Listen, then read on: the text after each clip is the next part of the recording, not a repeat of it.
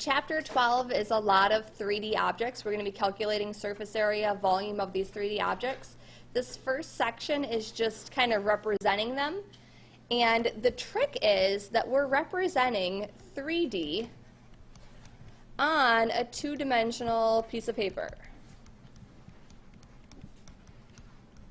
So sometimes this is easier or harder for students to see, but we're trying to represent this 3D object on a two-dimensional piece of paper. And we can do this. One way that makes it kind of nice is to use what's called isometric dot paper. An isometric view would be like the corner view of a shape. So you're probably used to seeing things from the front view. In like previous math classes, when you've had 3D objects, they've probably been drawn like this, where that front view looks like a rectangle and then the things kind of go back from there. This one here is called an isometric view. Do you see how it's kind of turned? It's like the corner of it is in front and the parts go back from there. So we're going to just practice drawing some of these first. This first one, it says to draw a triangular prism. What does that mean? It's triangular. What's triangular? The prism. The prism is triangular. Thank you. That's very helpful. No problem. Always count on you, Connor. A triangular prism, the base is a triangle. But it's not a pyramid. It's still a prism. So the prism, all of the faces or the sides are rectangles. So you can start it different ways. Here's how I'd start it. It says it's 3 units high, so I would go over to this dot paper and I would just draw something that's 3 units high. So maybe just like kind of start it in the middle so you make sure you have room. This here is 3 units high. I'm going to draw kind of this front corner view like it would be here, and then I'm going to draw the base on top. But that base is going to be a triangle, and it says the sides of the base that are 2 units and 4 units. So you have to go diagonally from this. So I'm going to start at this top point and go 2 units over. And then let's go to that same front corner point and go 4 units over from that. So what I've just drawn, if you're like relating it up here to this picture, I've drawn this part. Now all I have to do is connect the dots for those, and I'll have the rest of this picture. So I'll change the color so you can see what I originally drew. But since this is a triangular prism, I'm going to draw that base to be the triangle.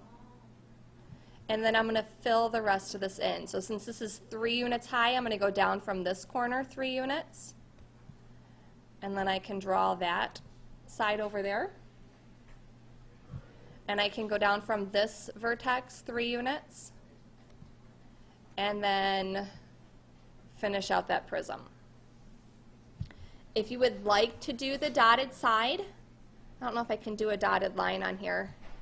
If you would like to do the dotted line in the back, this would be a dotted line. I don't think I can make mine dotted, but you could draw that piece in. If this were a solid shape, you would not be able to see through it, but that dotted line there might help you see, you know, kind of rounding that figure out. So you see both of those bases. If you were going to do that, though, I would do that one as a dotted line because that would be like what you'd see through the shape. Okay, let's do another example kind of like this one where we have to sketch another prism. In this case, though, it's a rectangular prism, and the dimensions are slightly different for this one. So this is a rectangular prism. It's 1 unit high, 5 units long, and 4 units wide. So it's a personal preference for me. I like to draw the height first, but you could, you know, draw any of those sides first. I'm going to draw the height just someplace kind of in the middle. You don't want to start the height way up here because then you won't be able to draw above it. So I just start someplace in the middle. Oops, I want to change that color. You can't really see that.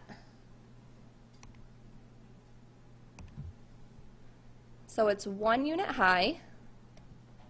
This time it's a rectangular prism, so I'm going to draw the two parts of that rectangle. One of them's 5 units long, so just going from here I'm going to go out 5 units. And the other one is 4 units long, so I'm going to go out from here 4 units. Would it matter if you switched them? Nope. Nope. There's a lot of correct ways that you can do this, so it doesn't matter if you switch those around. It would still be the same thing. I'm going to finish out that rectangle, so this side here would have to be 4 units. And then this would be 5 units.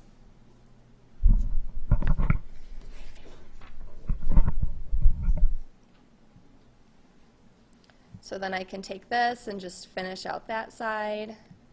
1 unit high, 1 unit high there, and then filling that out. If you want to do dotted lines, these kind of light green lines would be your dotted lines so that you could see the rest of that.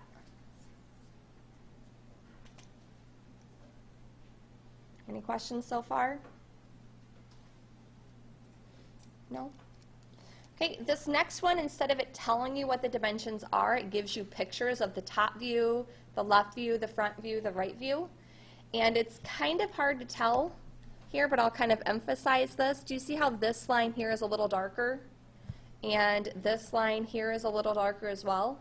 What those are going to denote is that there's like a change in level.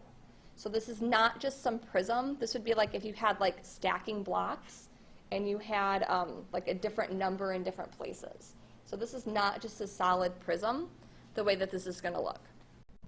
Okay, what I thought I would do is just show you with these little blocks kind of how this would look.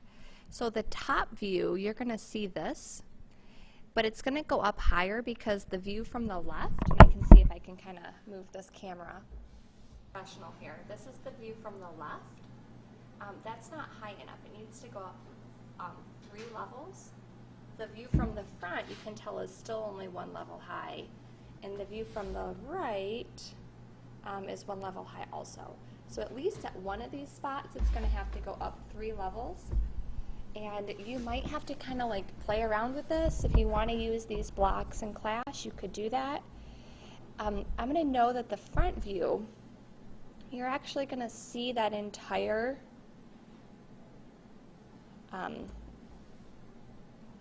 pile up on the left. So from that front view, I know that's going to go all the way up like this. So there's the front view now. Can you tell that I also then need to go another row in the back? So I'm going to keep stacking those. Another row in the back. Let's see if this looks right now. So here's the top view. The top view still looks the same. The left view. Let's see, there's the left view. I got my 3x3 blocks. The front view. Now the front view is right. And then the right view, that is correct also. And you can see that there's kind of this break in height right there. And that's denoted on the screen. So now we have to draw this on our dot paper. So from the top, this is going to look like an L, but these 3 are on a different level than those 2. Okay, from the left view, it's going to look like all 9 of these are filled in. From the right view, all 9 of them are going to fill in, and the front view is going to look like this. So we have some choices with how we do this. I think I'm going to start with the left view because I know that that's going to be 3x3. So I'm going to start over here kind of on the left-hand side of this picture. And I'm going to draw that it's 3 by 3.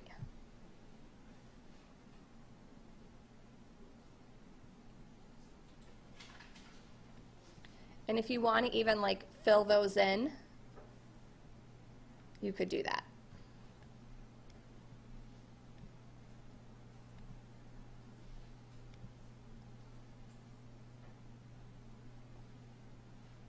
So that entire block will be there.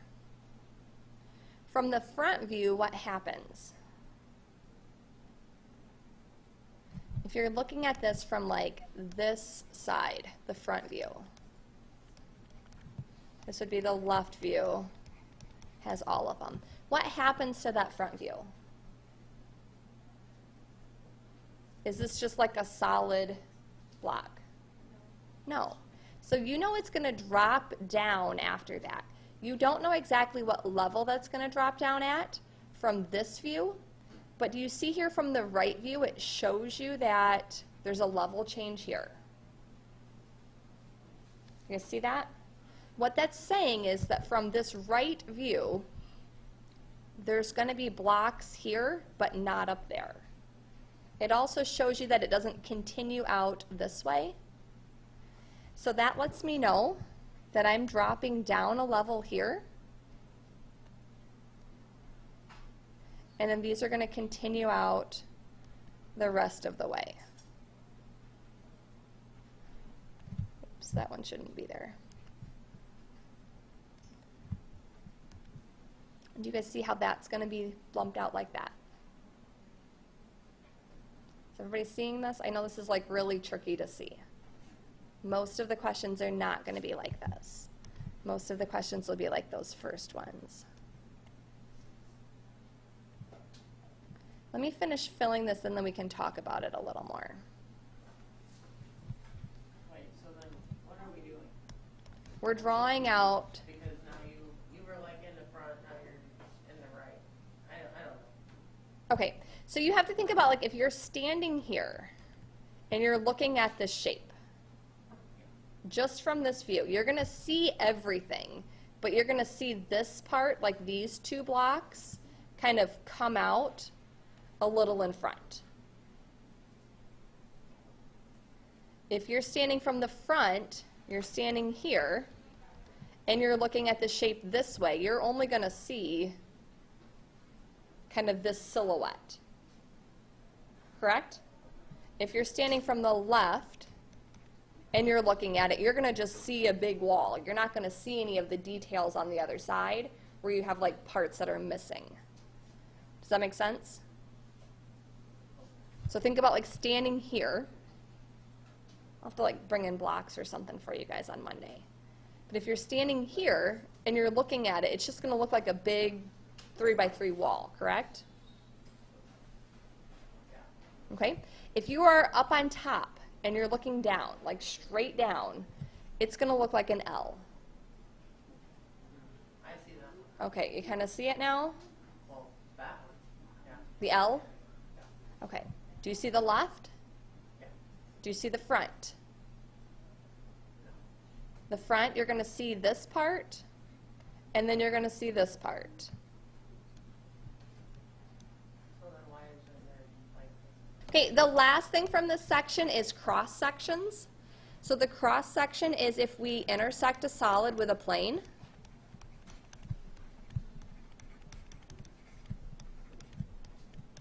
And those cross sections, depending on how you draw them in, would look different. So they're going to have to describe to you, or maybe you'll have to describe how the cross section would have to be to get a certain like cutout. When I think of this as like being a solid piece of wood maybe, and if you were going to like cut out like a very thin strip of wood, okay, what shape would that very thin strip be? What two-dimensional shape would you get after that cross section?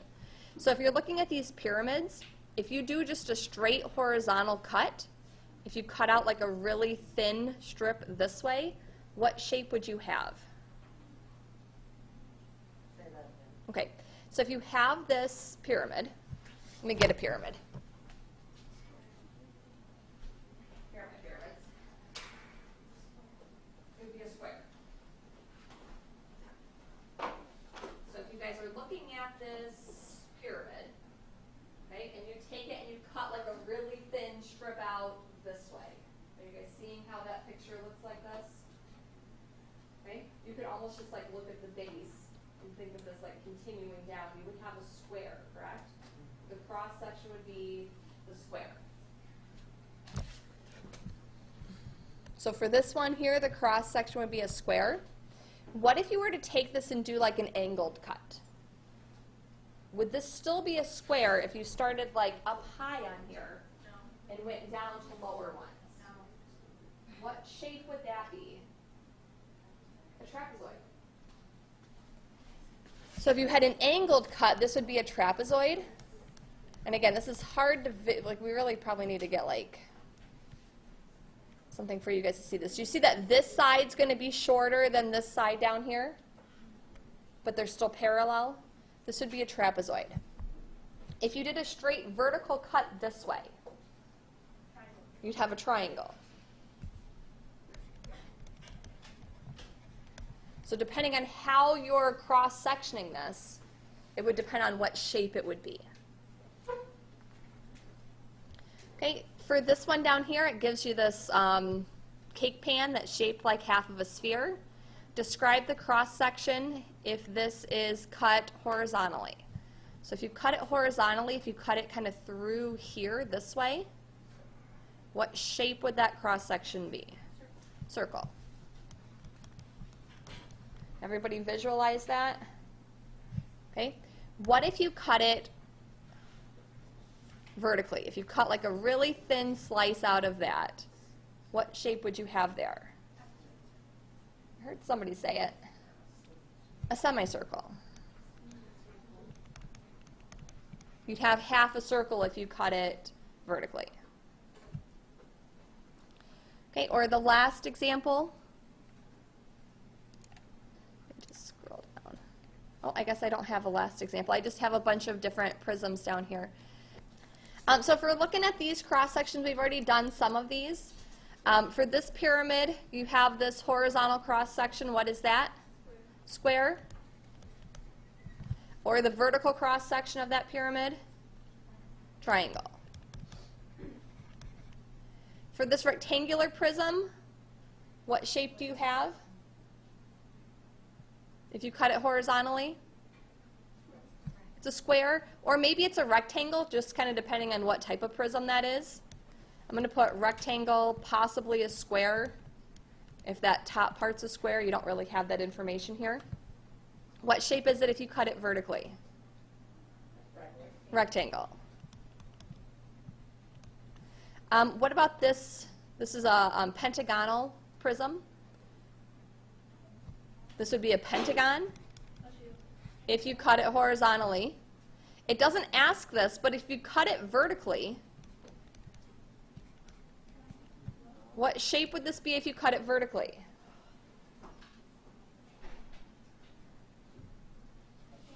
A rectangle. If you cut it vertically, if you cut a slice out this way, you'd have a rectangle. Because you'd have this like straight side, those, you'd have the back one, you'd have a rectangle there.